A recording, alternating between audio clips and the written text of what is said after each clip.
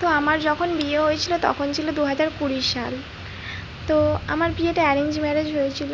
তো আমি যখন শ্বশুরবাড়ি গেছিলাম 2020 সালে, তখন আমার চোখে এক ফোঁটাও জল নেই। তখন সত্যি নিজের মা বাবা কী, শ্বশুর শাশুড়ি কী, ভাই বোন কী, তারপরে দিদি কী, ননদ নন্দাই কী, হাজব্যান্ড কী, আমি সত্যিই জানতাম না। আমার বিয়েটা হয়েছিল অ্যারেঞ্জ ম্যারেজ। তো বিয়ের পিঁড়িতেই ফার্স্ট দেখা, তো তখনই ফ্যামিলির পছন্দেই আমি বিয়ে করেছি। তো যখন আমি আমার হাজব্যান্ডের বাড়ি যাই, শ্বশুরবাড়ি যাই, তখন আমার চোখে এক ফোঁটা জল নেই। তো আজ হচ্ছে 2020 সাল থেকে 2026 সাল অবধি মা বাবা দিদি ভাই আমার হাজব্যান্ডের সাথে কাটিয়ে দিলাম। ভালো খারাপ অনেক কিছু লাইফে ঘটে গেছে। মা বাবা দিদি ভাই কিছু কিছু টাইমে আমি হাজব্যান্ডকেও পাশে পেয়েছি।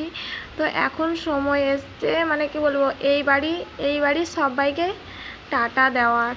সত্যি কথা বলতে এখন যে আমার কি কষ্ট হচ্ছে, মানে আমার হাজব্যান্ডের মানে বাড়ি যেতে আমার অনেক কষ্ট হয়েছে। রীতিমতো আমি চোখের জল আটকাতে পারছি না। মানে বাসে উঠেছি, আমি রীতিমতো কেঁদেই যাচ্ছি, কিছুতেই আমি চোখের জল আটকাতে পারছি না।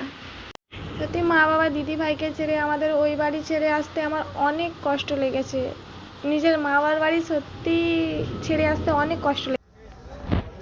বাস থেকে নেমে টিকিট কেটে ওভারব্রিজ টপকে আমি এখন May I have your attention, please? Train number 180. আমার ট্রেনটাও চলে এসেছে, আমি ট্রেনে উঠে পড়েছি, লেডিসে উঠেছি, সিটও পেয়ে গেছি, আমার ট্রেনটাও ছেড়ে দিয়েছে।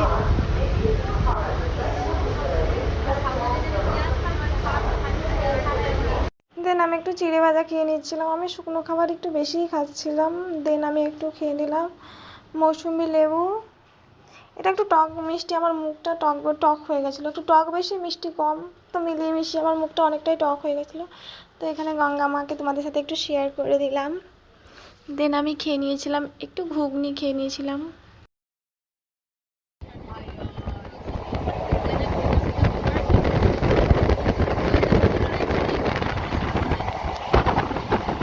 দেখো টিকিয়াপাড়ার এখানে ট্রেনটা দাঁড়িয়ে পড়েছে, এখন বৃষ্টি হচ্ছে। ও মাই গড,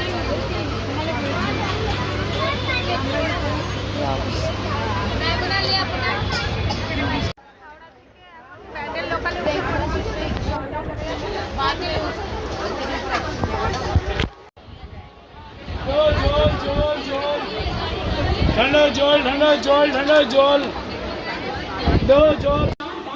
তো ব্যান্ডেলে নেমে আমি ওভারব্রিজ টপ কাটে মানে কি বলবো, আমার দম মানে কি হালকা হয়ে গেছে বলতে পারো। মানে দেন আমার ট্রেনটাও চলে এসেছে, আমি ট্রেনে উঠে পড়েছি, তো সিটও পেয়ে গেছি, এটা আমার কপাল। চলো আমি আমার ডেস্টিনেশনে পৌঁছাই, দেন তোমার সাথে কথা বলছি। যখন বাড়ি থেকে মা বাড়ি কিংবা নিজের বাড়ি যখন আসতাম টুকটাক, তখন না আমি এতটা লং ডিস্টেন্স, তো আমার মানে ঘুমাতে ঘুমাতে আসতাম, বাট এবারে আমার চোখে এক ফোঁটা ঘুম নেই, শুধু মন খারাপ। এই কষ্ট কাউকে বলে বোঝানোর মতো না, বাট কিছু করার নেই, এখানে থাকতেই হবে আর মেনে নিতেই হবে, এই কষ্ট নিয়ে আমাদেরকে চলতে হবে। তো বাড়ি পৌঁছে গেছি, আমার হাজব্যান্ড রান্না করছে ভাত ডাল আর বিট গাজর ভাজা। Thanks for watching.